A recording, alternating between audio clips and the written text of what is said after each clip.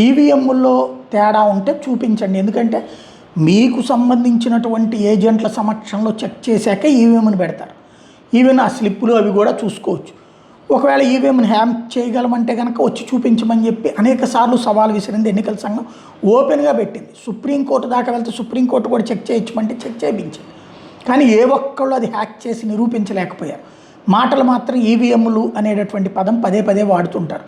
Maximum ఈవీఎంల management ఎక్కడ చేస్తారంటే పోల్ మేనేజ్మెంట్లో భాగంగా పోలింగ్ బూత్లో అందరినీ బయటికి పంపించి ఓట్లు వేసుకుంటాం లాంటివి జరిగితే జరగాలి తప్పించి మరొకటి లేదు. అయితే ఇది పదే పదే ఎందుకు మాట్లాడుతుంటారు? బ్యాలెట్లు మళ్ళీ రావాలని ఎందుకు కోరుకుంటారు? నేను అనేక సార్లు చెప్పాను.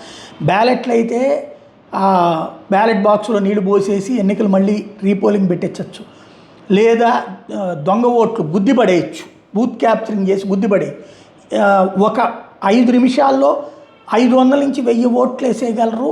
బూత్ క్యాప్చరింగ్ చేసి రిగ్గింగ్ చేసేవాళ్ళు, అది బ్యాలెట్ పేపర్లు అయితే. అదే ఈవీఎం అయితే కనుక 5 నిమిషాల్లో ఒక 50 ఓట్ల నుంచి 60 ఓట్లు మాత్రం వేయగలుగుతారు. ఎందుకంటే ముగ్గురు మధ్యన అనుసంధానం అయి ఉండాలి. కాబట్టి బ్యాలెట్లు కావాలంటుంటారనమాట. ఇప్పుడు బ్యాలెట్లతో ఉంటే ఎట్లా ఉంటుంది అన్నది కర్ణాటకలో బయటపడింది.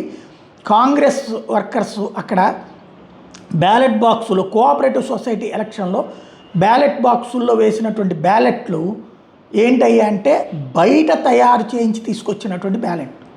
అంటే ఓట్ చోరీ వీళ్ళు చేశారనమాట. దీన్ని ఇప్పుడు అక్కడ ఓట్ చోరీ అంటే ఇది కాంగ్రెస్ కోరుతున్నటువంటి ఈవీఎం కాదు బ్యాలెట్ అని కోరేది ఇందుకే అన్నటువంటిది ఇప్పుడు కర్ణాటకలో బీజేపీ ప్రశ్నిస్తోంది.